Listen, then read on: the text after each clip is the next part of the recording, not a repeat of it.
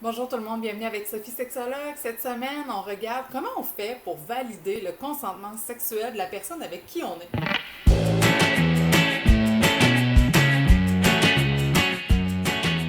Le fameux consentement sexuel. En fait, le consentement, c'est ce qui différencie une agression sexuelle d'une relation sexuelle. Plus on entend parler de consentement par rapport aux relations sexuelles, plus j'entends des gens qui s'insurgent en disant que, dans le fond, le consentement, c'est un genre de bric-à-bras qui arrive en plein milieu d'un échange sexuel entre deux personnes. Je trouve ça intéressant cette image-là du bric-à-bras où souvent on va parler que ça brise la magie, ça brise le moment. Mais justement, on va essayer de comprendre c'est quoi ce moment-là? C'est quoi pour vous le moment d'une relation sexuelle? Quel impact ça a pour vous? D'accord, il y a une pulsion, un élan, un désir, une envie, donc vraiment d'être dans l'action, d'aller vers l'autre, mais justement, qu'est-ce que ça fait sur vous? Est-ce qu'au moment où vous vivez cette envie-là, cette pulsion-là, est-ce que c'est complètement envahissant pour plus être capable de voir l'autre? Parce que c'est ça une relation sexuelle. C'est d'essayer de trouver un genre d'équilibre entre la pulsion, l'envie d'aller vers l'autre, et la conscience de l'autre. Parce que si on est trop dans la conscience de l'autre, il y a beaucoup de gens qui vont perdre complètement leur envie, leur pulsion, qui vont avoir de la difficulté à maintenir une érection, qui vont avoir de la difficulté à avoir un accès à leur désir sexuel, à leur excitation sexuelle. Donc, la relation sexuelle ne sera pas possible. Et si on est trop dans la pulsion, dans l'envie, puis que l'autre n'existe plus, est-ce qu'on peut réellement parler d'une relation sexuelle? Moi, je dis souvent à la blague que quand on est complètement envahi par cette pulsion-là, et que la relation n'existe plus, dans le fond, on est dans une activité masturbatoire, puis l'autre devient un objet. Ça devient un objet masturbatoire de luxe. Donc, de quelle façon on est en mesure de rester dans la relation sexuelle sans que l'autre prenne tellement de place que nous, on n'existe plus, puis que ça puisse continuer à être le fun, ce moment-là? Alors, la première étape pour être capable d'identifier si une personne consent ou pas à des relations sexuelles, c'est d'être dans la communication avec elle. Bon, là, on a l'air de rentrer dans les grands stéréotypes de communication de viens, il faut qu'on se parle. On n'est vraiment pas là-dedans. Quand je vous parle de quelle façon vous avez appris à communiquer, les mots en sont. C'est un élément de la communication, mais mine de rien, c'est l'élément le moins, je dirais pas important, mais qui a le moins d'impact parce que les gens communiquent par beaucoup d'autres moyens qu'uniquement les mots. Les mots représenteraient 10% de la communication. Donc, il reste un 90%.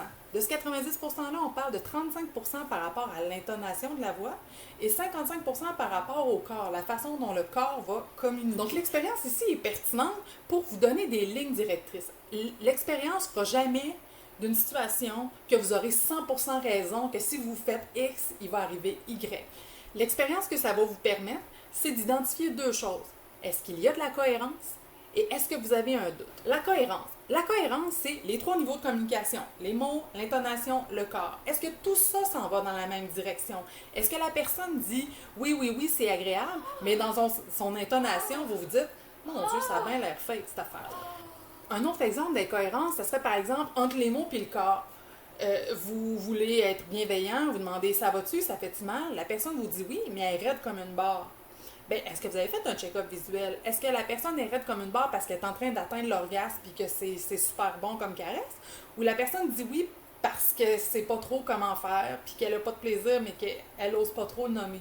Donc, encore là, c'est d'utiliser le doute. Qu'est-ce que vous faites avec le doute? Est-ce que vous l'ignorez ou vous continuez parce que vous vous centrez sur vous-même? C'est là où on a la différence entre une relation sexuelle et une agression sexuelle. Si vous avez un doute et que vous faites le choix de le mettre de côté, ben vous avez une part de responsabilité. C'est pas tout de dire, ben la personne, elle m'a dit oui, ouais, mais toi, tu avais un doute, puis tu as fait le choix de rien faire avec. C'est là que les problèmes arrivent. Vous avez un doute, arrêtez-vous. Écoute, tu me dis oui, mais t'es raide comme une barre, ça va-tu? Je te fais-tu mal? Qu'est-ce qui se passe? On peut s'arrêter. C'est là souvent que les gens vont devenir frustrés parce qu'ils vont dire ben moi je suis dans ma pulsion, je suis dans ma tension, je suis dans mon envie, je suis dans mon élan, j'ai pas envie de m'arrêter. C'en est une autre différence entre l'agression sexuelle et la relation sexuelle. Continuer quand on a un doute, c'est là où est-ce on peut entrer dans l'agression sexuelle. Oui, c'est plate d'arrêter, oui, ça peut être turn off, sauf qu'encore là, on revient, est-ce que je suis dans une relation sexuelle ou je suis dans une masturbation avec un objet masturbatoire de luxe? La dernière petite chose que j'ai envie de dire, c'est que j'ai pas envie de jouer à la chasse aux sorcières. Je pense que les gens, pour qui insistent sur les notions de consentement, c'est pas leur objectif non plus d'essayer de dire qu'il y a des façons acceptables et des façons non acceptables d'avoir des relations sexuelles. Le consentement sexuel, c'est pas uniquement dans les relations sexuelles, dans des grands draps blancs avec la musique classique qui joue et les deux partenaires qui pleurent tellement c'est beau et c'est formidable. deux personnes peuvent baiser en 3 secondes. Hein?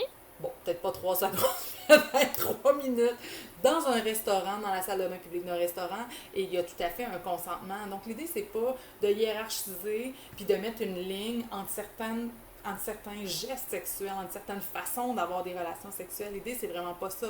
L'idée, c'est de rester en tout temps dans la relation pendant la relation sexuelle. Alors voilà, je vous remercie beaucoup d'avoir été là. Si vous avez aimé la vidéo, n'hésitez pas à la partager dans vos réseaux, à la liker sur YouTube. Si vous avez des questions, des commentaires, vous pouvez les mettre sous la vidéo. Si vous êtes trop gêné de le faire publiquement, écrivez-moi en privé à sophie@sophiesexologue.com. Je vais essayer de répondre du mieux possible à vos questions et peut-être même en faire une vidéo. Alors, je vous souhaite une bonne fin de journée.